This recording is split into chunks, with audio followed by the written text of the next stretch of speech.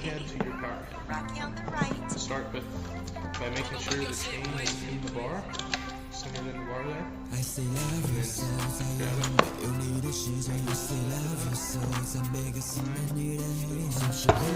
then grab it.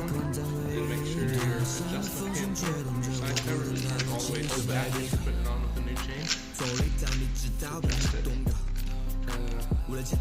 Put that in the notches.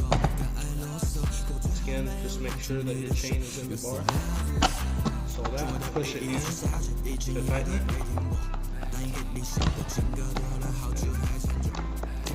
And then just a little, maybe go tight and just loosen it, say half a round or so. And I lift up with my left hand, and then just turn this. And it doesn't take very much pressure at all. Just even just pressure from one finger is all it needs. Like that. And go I say love yourself, love yourself.